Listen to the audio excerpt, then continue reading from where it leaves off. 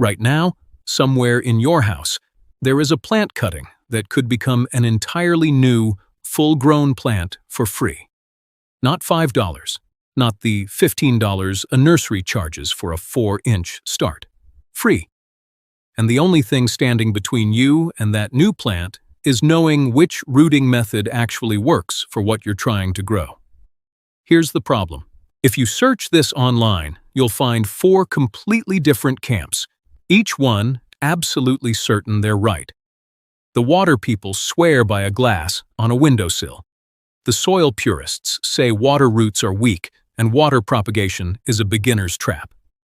Then there's the natural rooting hormone crowd, split between honey loyalists and aloe vera devotees, both convinced their kitchen ingredient beats anything you can buy in a bottle. Nobody puts these methods side by side under the same conditions and shows you the actual outcome. So that's exactly what we're going to do today. I took 4 cuttings from the same parent plants, started them on the same day, under the same light, the same temperature, the same care schedule. The only variable that changed was the method. Plain water in a jar, soil straight into a moist potting mix, a homemade aloe vera gel dip, and a honey and warm water soak. 30 days later, I had 4 very different results, and what I learned changed how I propagate everything in my garden now.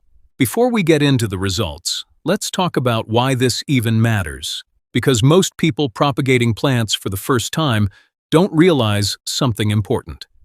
A plant cutting wants to live. Inside almost every stem, especially the soft, green growth of an actively growing plant, there's already a natural reservoir of rooting hormone called auxin. This is why people online will dip a cutting in aspirin water or some random kitchen concoction, see roots form 2 weeks later, and declare their method a miracle cure. In most cases, that cutting was going to root anyway. The cutting did the work. The additive just sat there.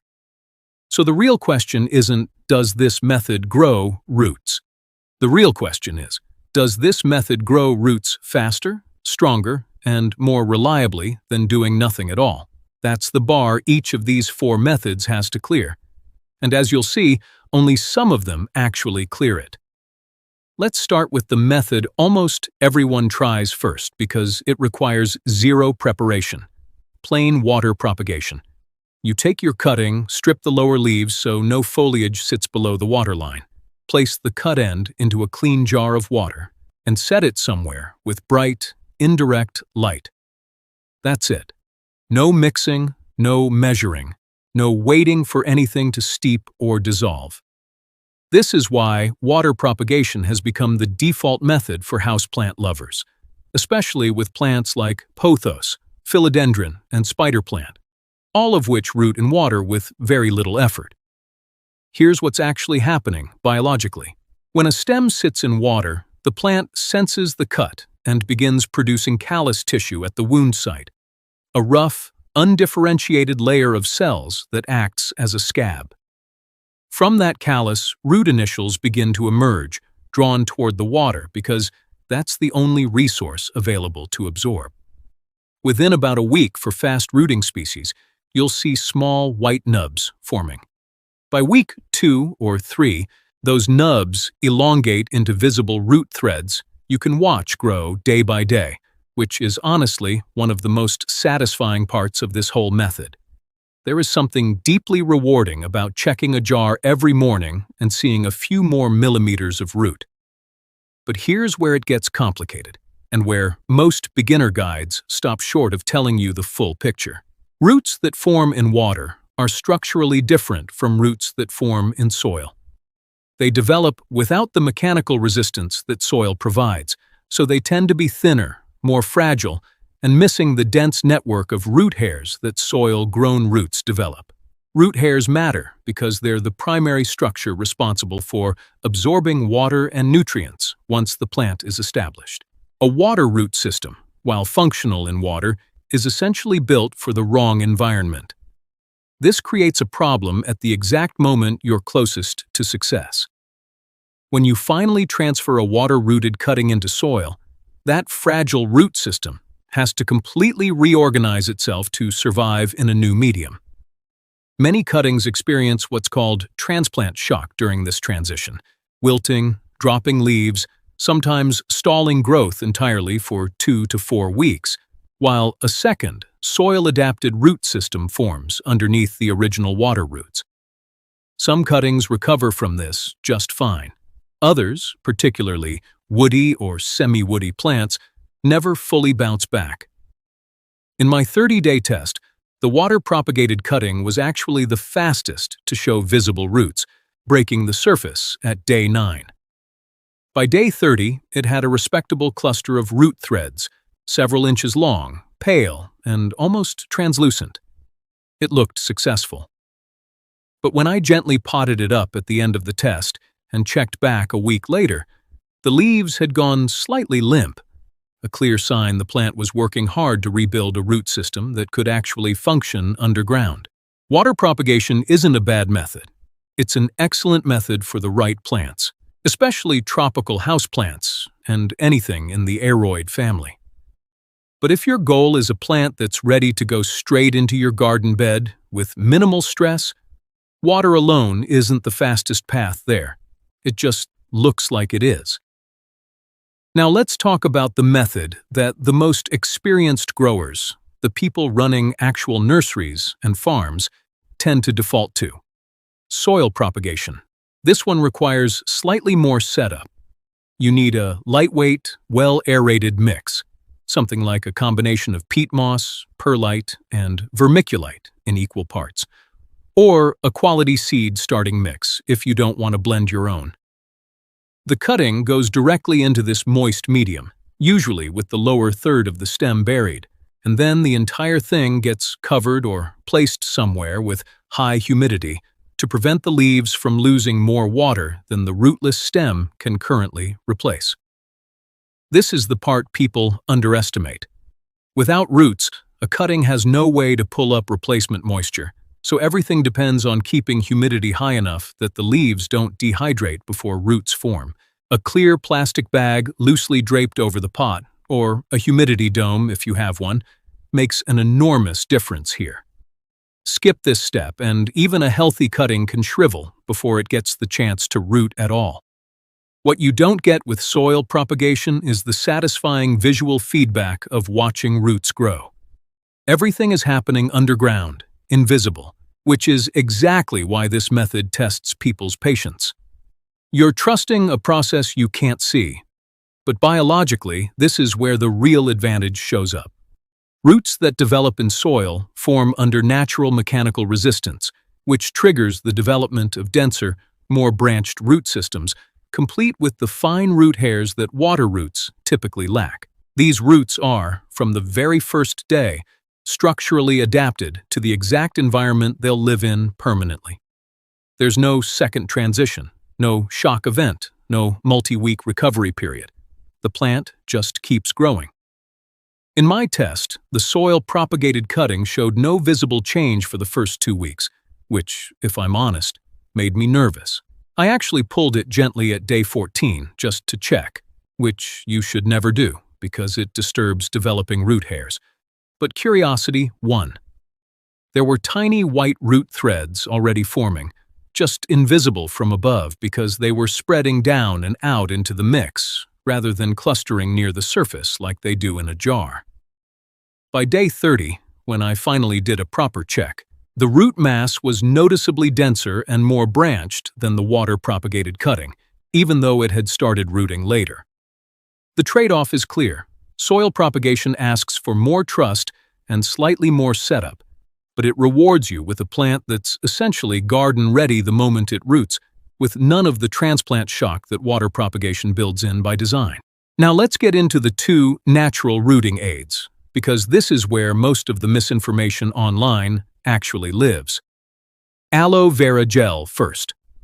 The claim around aloe vera is that it acts as a natural rooting hormone, and unlike a lot of kitchen remedies, this one actually has legitimate science behind it.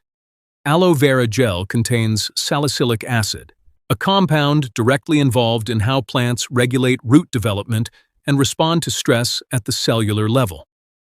Multiple studies, including research on grapevine and aspen cuttings, have found aloe vera gel produced root development comparable to commercial synthetic rooting hormones, in some cases even producing longer roots, though typically slightly fewer of them compared to chemical IBA treatments. To use it, you cut open a fresh aloe leaf, scrape out the clear inner gel, and either dip the cutting's freshly cut end directly into the gel or blend the gel with a small amount of water to thin it into a more workable consistency. The cutting goes straight from that gel dip into either water or soil, carrying a coating of the gel with it. In my test, I used the direct dip method into fresh gel, then placed the cutting into soil, the same setup as the unaided soil cutting. So the only variable was the aloe treatment. The difference showed up early. By day 11, 2 days before the water cutting even broke the surface, I could see the aloe-treated cutting had already begun forming a callus ring at the base, visibly thicker and more developed than what I'd see on an untreated cutting at the same point.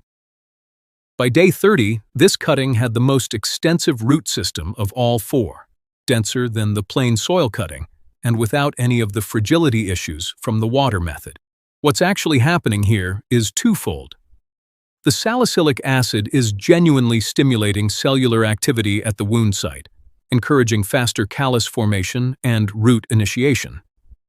But aloe vera gel also has antibacterial and antifungal properties, which means it's simultaneously protecting that vulnerable cut surface from the rot and infection that kills a meaningful percentage of cuttings before they ever get the chance to root.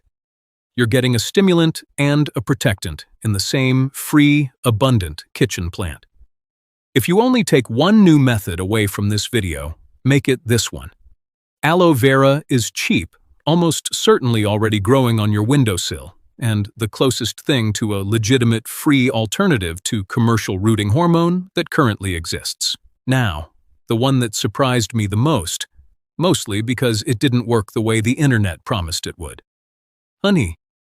The claim circulating widely online is that honey acts as a natural rooting hormone, sometimes even framed as outperforming commercial products in head-to-head comparisons.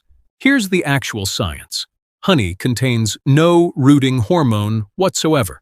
Not auxin, not IBA, not anything that directly triggers root cell formation.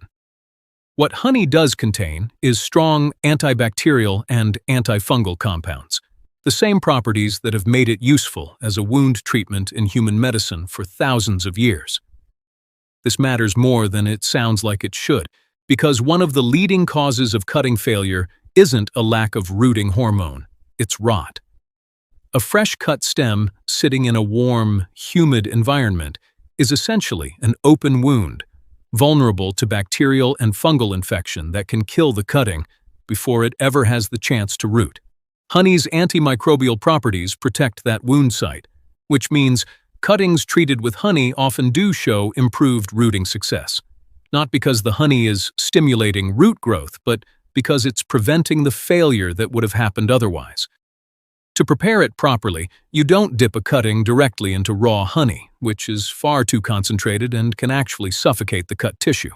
Instead, dissolve about half a teaspoon of raw, unpasteurized honey into a cup of warm water, let it cool to room temperature, and soak the cut end of your cutting in that diluted solution for several minutes before placing it into your rooting medium of choice. In my test, I used the honey soak followed by the same soil setup as the other treated cuttings. The honey-treated cutting did root, callusing by around day 16 and showing initial root threads by day 20.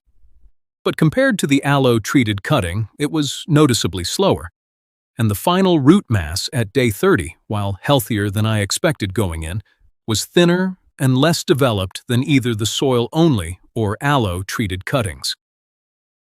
What this tells us is that honey's real value isn't as a rooting accelerant. It's as cheap insurance against rot, particularly useful in humid climates or with plant species that are especially prone to fungal issues during propagation. If your main concern is preventing a cutting from rotting before anything else happens, honey earns its place. If your goal is the fastest, strongest root development possible, it's not the tool for that job. So here's where all four methods land after 30 days, side by side, under identical conditions. Plain water rooted fastest in terms of visible roots, but produced the weakest, most fragile root structure, the kind that struggles during the transition into soil. It's the right call for tropical houseplants you plan to keep in water indefinitely, or for beginners who want the visual feedback of watching roots grow. It is not the right call if your end goal is a resilient plant going straight into garden soil. Soil alone, with no additives, was slower to show results, but produced a noticeably stronger, more branched root system by the end of the test, fully adapted to the medium it would live in permanently. This is the steady, reliable baseline every other method gets compared against. Aloe vera gel was the clear winner of this entire test.